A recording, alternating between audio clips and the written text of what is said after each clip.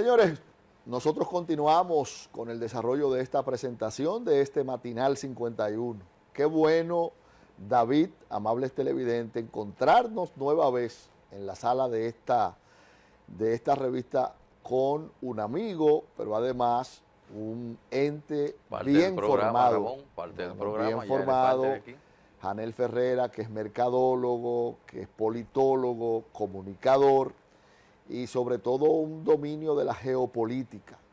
Espacio que vamos a aprovechar de, en este tiempo, sacar el máximo de esta conversación.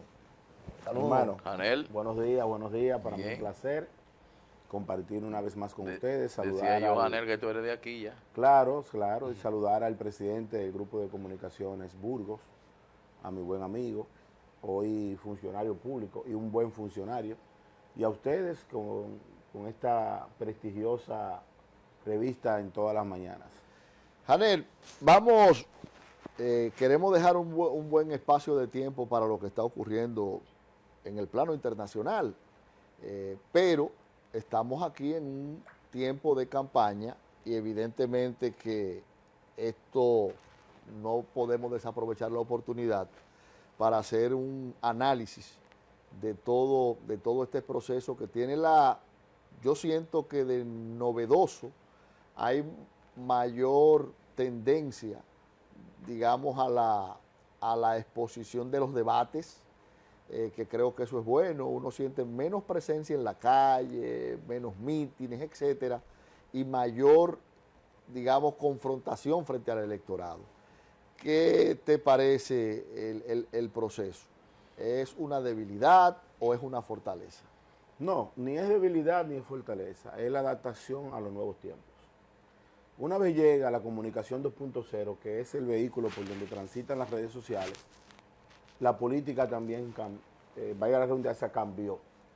Cambió porque los escenarios donde habitualmente se congregaban las multitudes para escuchar al líder, el arengamiento, la motivación, el discurso, se llamaban los meetings. Esos meetings hoy están divididos. ¿Y dónde se encuentran los meetings del pasado? En los grupos de WhatsApp. Cada grupo de WhatsApp es un meeting en potencia, porque desde las 6 de la mañana, cuando viene el primer destello del sol, hasta tarde en la madrugada, hay personas que están opinando de política, discursos, mensajes de los candidatos, incluso situaciones de problemas. Yo tengo una receta que no tengo medicina, y van solucionando todo de la forma más soterrada posible, que es la virtualidad. Incluso la mayoría de los escenarios donde la gente discutía de política estaba reservado ahora para la parte digital. Entonces, muchas personas no se dieron cuenta de que con el cambio del mundo tecnológico también cambiaba la política. Los políticos que no pudieron hacer el crossover entre la forma ortodoxa de hacer política y la modernidad, simplemente se quedaron rezagados. Y por eso empezamos a ver a políticos que en el pasado solamente se le veía la corbata y el traje, hoy poniéndose camisa, chacabana, incluso t-shirt. Gente haciéndose lo gracioso cuando nunca saludaron a nadie. Entonces la política fue cambiando. Lo que sí se ha degradado ha sido el contenido de la clase política. ¿Por qué? Porque en la inmediatez de la vida, muchas personas no se enfocaron en la preparación académica. Y con las herramientas de la comunicación 2.0, donde lo blanco parece negro y lo pequeño parece grande, hay personas que apostaron a esas herramientas de la comunicación y no al intelecto de la formación política. Hoy hay muchas personas que no saben qué pasó aquí. Por ejemplo, hay una debilidad muy grande respecto a los temas históricos de la República Dominicana. La política dominicana, los nuevos políticos de la República Dominicana, no manejan el origen de la sociedad dominicana, y eso es muy peligroso.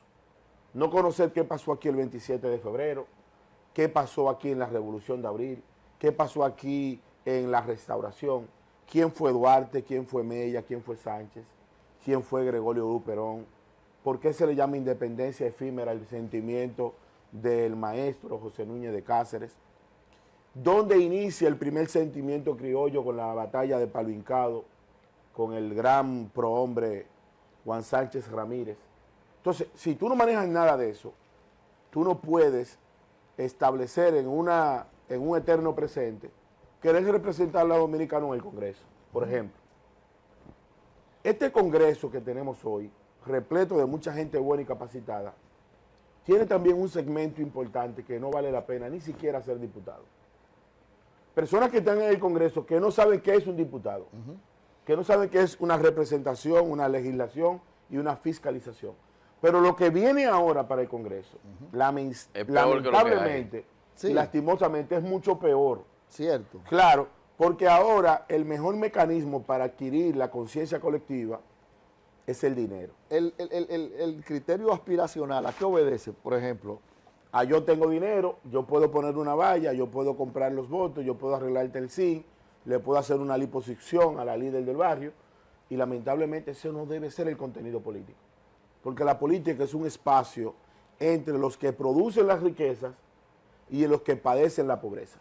Un político es un contrapeso que tiene que garantizarte a ti como productor tener un cuadro jurídico fundamental de que tú produzcas, garantía jurídica, seguridad ciudadana, seguridad territorial, pero que tus riquezas me sirvan para que el camarógrafo, el control máster y la muchacha que maquilla tenga buena salud, educación, vivienda y alimentación. Calidad de vida. Claro, es un equilibrio.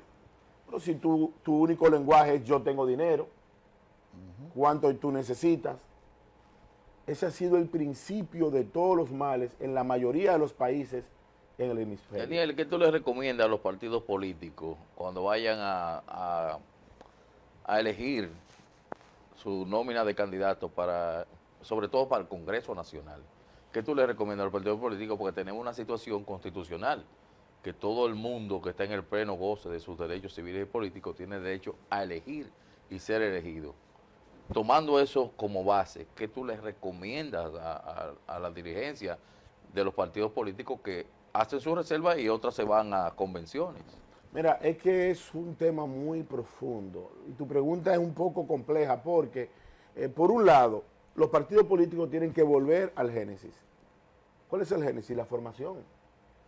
Es imposible una estructura política sin una escuela de cuadros. Debemos señalar algo, Daniel. No hay escuela Debemos de cuadros. señalar algo que el Partido Revolucionario Dominicano de Peña Gómez dio cátedra de formación política con su escuela de formación política que tenía, avalada por la Internacional Socialista y también por los alemanes, y dio cátedra de eso, y se preparaban y formaban dirigentes para que fueran a dirigir el Estado. Lo mismo hizo también en su momento el PLD, pero un poquito más encasillado al socialismo-comunismo, y preparó estadistas. Tú ves esos PLDistas de la vieja escuela que tienen una formación de Estado. Mira, el PLD, el otrora PLD y el otrora PRD, con sus diferencias ideológicas, ambos formaron. El Partido Reformista utilizó lo que se llamaba el pragmatismo de Joaquín Balaguer, a tal punto que los reformistas no tenían ni locales.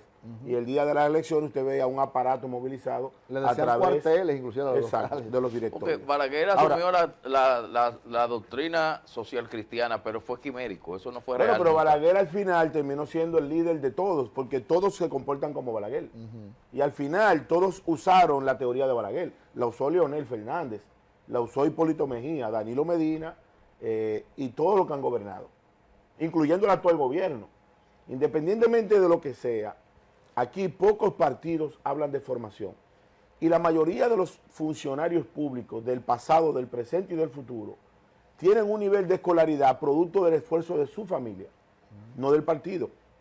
El partido no invierte un solo centavo en la proyección a futuro de sus cuadros políticos, sobre todo ni premia la formación, a veces es un obstáculo. No, todo lo contrario. La preparación académica es el principal obstáculo de esta generación. Y te lo digo por experiencia propia. Sin embargo, no todo dura para siempre. A veces las cosas son un poco efímeras. ¿Qué hay que hacer? Bueno, hay que primero organizar la escuela de cuadros. Segundo, elevar los filtros, porque la política tiene una realidad. La base social que sustenta la política, que es la democracia, está muy corrompida. Y cuando tú vas a un sector a hablar de una propuesta, gente que te conoce de hace mucho tiempo, lo primero que te pregunta, ¿cuánto hay para mí? Conmigo nadie ha hablado, mi mamá está enferma, el motor se me fundió, no tengo zapatos. Entonces, ¿qué se necesita para hacer política? Dinero. Le hago una pregunta a ustedes dos. ¿Quién tiene el dinero? Entonces, cuando tú te Sobre todo respondes, el dinero que se puede ¿quién abrir. tiene el dinero que se puede abrir en un raudal. proceso de campaña? No. Te va a dar como respuesta final El que no duele. de que El lamentablemente dinero el fácil. narcotráfico, el lavado de activos, el crimen organizado y la corrupción son los 4 pilares de las candidaturas en todos los partidos políticos. ¿Qué hacer para cambiar eso? Alguien tiene que sacrificarse. Alguien tiene que sacrificarse. Hay que y identificar tiene quién que está gas- dispuesto a sacrificar. No, pero tiene que sacrificarse desde el poder y colocar en las funciones públicas la meritocracia académica y revestir eso, que no es tan fácil. Porque lamentablemente aquí hay personas que utilizan la teoría del pragmatismo, de que lo importante es gobernar, no importa cómo. Lo importante es que lleguemos, no importa cómo. Ahora, fin el justifica lo 24 de este mes, se van a juramentar los 393 gobiernos municipales. Me refiero a los 158 alcaldes y a los 235 directores de distrito.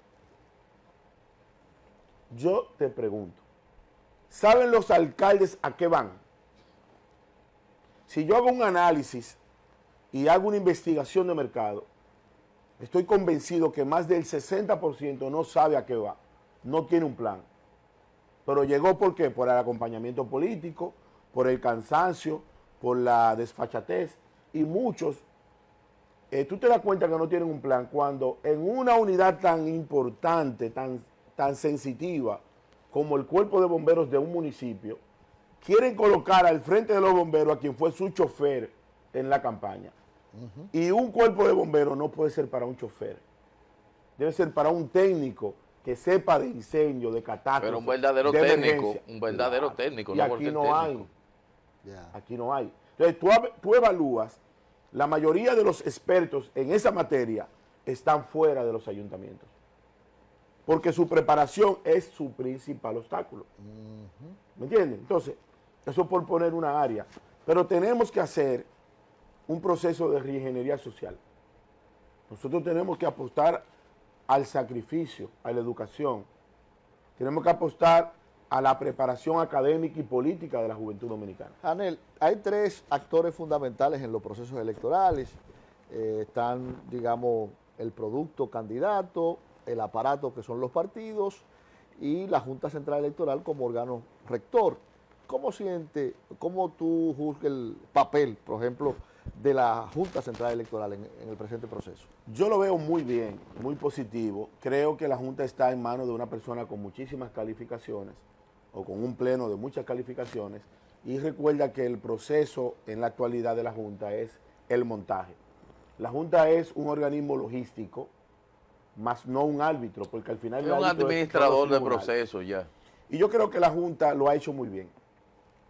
Tiene que tratar en los días que quedan de movilizar o montar un proyecto de mayor difusión. ¿Garantiza de- equidad o participación igual Sí. a todos los actores? Sí, sí, sí. Aquí no hay ningún tipo de señalamiento para una Junta tendenciada. Y destacar que Excúsame, No. esas denuncias que hemos visto, por ejemplo, de parte de la oposición que ha ido hasta la OEA, refieren hasta cierto punto una debilidad en el Bueno. tercer imparcial, que es la Junta. Bueno, la oposición, cuando se analiza, porque toda acción y todo discurso lleva a un análisis posterior, resulta que esa intervención de la oposición en ese organismo internacional fue un error. Ya, Cuando tú gravísimo. mides el impacto, ok. es un error. Y Le causó más daño que bien. Claro, en aspectos muy personales, a mí no me gusta emitir opiniones sobre las cosas que no investigo. Ya. Y yo esa parte la he investigado. Aquí la Junta Central Electoral no tiene ningún tipo de interés marcado en tendencia de una parte ni de otra. Y te Lo iba a que decir, sucede es que te iba a cuando tú decir no que tienes- hubo una prueba de equipos antes de ayer, que de todos los equipos que se probaron, tanto el voto hasta el penitenciario, a los presos, a los privados de libertad, el 100% fue efectivo, es decir, con todos los actores ahí. Pues yo soy delegado en la Junta del Distrito y yo acudía a ese tipo de cosas. No, y no el hay. 100%, es decir, transparencia total. Yo no percibí ni la más mínima señal de parcialización o inclinación a ninguna de las partes. Yo quiero hacer mi trabajo y y esos ya. son procesos mecánicos e informáticos que nada tiene que ver con la parte política y de delegados políticos. Porque un proceso informático o de proceso de equipo y de transmisión de datos interviene en la parte electrónica. Y la parte automatizada nada tiene que ver con una decisión, una voluntad política, como una resolución, como una exposición. De hecho, ahora que hay exclusiones en la boleta, la Junta no tiene que ver nada con eso. Eso va a un organismo que se llama el Tribunal Superior Electoral. Y es el tribunal, el organismo competente para conocer los aspectos jurídicos dentro de la política. Pero la Junta Central Electoral, como organismo del montaje logístico, ha sido eficiente y eficaz. Y lo vimos en el resultado de las elecciones de febrero 18, donde en un tiempo hábil se dio a conocer un resultado tan complejo como la primera votación preferencial de la municipalidad. Así que la gente no se dio cuenta, pero fue la legitimidad más amplia de los regidores y vocales a nivel nacional. De manera que tú sientes que el proceso no se puede hablar de iniquidad o de que el tercer imparcial tiene un interés. No. Lo que Ah, pasa es que la oposición siente algo, mira, y es normal, porque también lo sentía el PRM en el pasado, y lo va a sentir todo el que esté en oposición. Mira, hay una realidad pragmática. La República Dominicana es un país altamente politizado. Aquí hablamos mucho de religión, deporte y política. ¿Qué sucede con los cuadros políticos del gobierno? Los dirigentes del PRM que hoy gobiernan y partidos aliados, en una gran mayoría están colocados porque el esfuerzo político contribuye a un empalme en la participación del aparato público. Es normal. Si yo aspiro a ser alcalde y ustedes dos son mano derecha y mano izquierda, lo más probable es que si el proyecto es ganador, ustedes me ayuden en la administración de la municipalidad. Yo no puedo dejarlo fuera a ustedes, porque formaron parte de mi proyecto. Entonces, cuando tú haces una sumatoria de los cuadros del PRM, unos ganan 20,000 pesos, otros ganan 30,000, algunos ganan 50,000. Entonces, el que tiene un salario mínimo promedio entre 75 a 20,000 pesos, tiene la capacidad de juntarse en el patio y comprar una Corra Real, valga la cuña, o una Coca-Cola o un Red Bull, un paquete de galletas y hacer una reunión. El que está en la oposición no tiene la movilidad logística, pero eso no es un asunto de la Junta, es un asunto normal del que gobierna y el que está en oposición. Entonces se ha visto una movilidad de varios dirigentes que están siendo colocados en la administración pública y que son hoy actores fundamentales del proceso. Es allí donde está la diferencia. Luego, hay un amplio segmento de la población, que no hemos hablado de eso, que es de la abstención electoral, que en el pasado proceso fue de un 46 activo, aunque muchos se confundieron hablando de un 57, de un 54. Había que sumarle al padrón municipal los 800,000 dominicanos empadronados que votan en el exterior, que no votan aquí. Que no puede. Y un fenómeno que se dio. Los 150,000 dominicanos promedio que salieron del país por la vuelta por México, que estaban empadronados aquí pero no votaron. Y nadie habló de eso. Entonces estamos hablando de 1 millón de dominicanos que hay que sacárselo al padrón, que en el proceso pasado no podía votar. Y que esos 150 que se fueron por la vuelta tampoco pueden votar porque tampoco están organizados allá. No, están hoy en el limbo electoral. Exactamente. Que están excluidos por incapacidad del voto.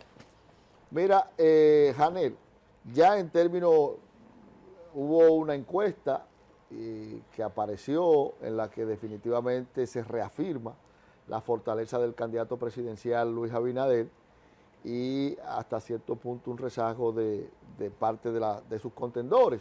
En el caso de Leonel Fernández hay encuestas que inclusive aluden, yo veía a Rosario Espinal que decía que ella proyectaba a Fernández con un 19%. Tú como en calidad de mercadólogo, politólogo y además, digamos, un ente del día a día, un trabajador Del marketing político. Efectivamente. ¿Cuál es tu proyección? Mira, la oposición política está como el ser humano que está en una arena movediza. Con cada acción que hace se hunde más. Entonces, tenemos una oposición que posiblemente por sus años en el gobierno se le olvidó cuáles son los mecanismos de hacer oposición, que son la investigación, la orientación, el discurso y la consolidación. La oposición se ha enmarcado en un señalamiento sin sustancia y cada vez que se mueve se hunde más. La alianza Fuerza del Pueblo PLD es una alianza natimuerta porque es una alianza donde el que sobrevive elimina al que queda. Y lamentablemente la victoria de Leonel Fernández significa la derrota de Danilo. Y la victoria de Abel y de Danilo significa la derrota de Leonel. Entonces, entre sí no hay ningún tipo de mecanismo sincero de alianza. El presidente Abinader es la tesis personal y a mí me gustan que los medios siempre guarden los videos para que en el futuro podamos evaluarlo. El presidente Abinader tiene entre un 60 a un 70%. El número mágico que yo le doy, por varios factores y varios compromisos, es de un 63%. Ahora, ¿qué sucede? Leonel no llega a un 20%, ni Abel llega a un 20%. La oposición por separado, ninguno de los dos van a llegar a un 20%. ¿Qué sucederá al final? Que el presidente va a ganar en primera vuelta. Ahora, hay un tema, un detalle, que es un escenario para los egos del hombre. Si Luis Abinader saca 50 más un voto, va a gobernar igualito como si sacara un 99%. O sea, lo que significa que el término de los porcentajes es un asunto de ego de la política y de los actores, que nada cambia el escenario. Todos están convencidos que Luis gana en primera vuelta. Si gana con 50 más un voto, Luis va a gobernar igualito como si sacara un 90%. Ya. Mira, vamos a hacer una pausa para cambiar la página y darle un vistazo a lo que está ocurriendo. Nos vamos fuera del país. Exactamente, plano internacional. Luego de la pausa.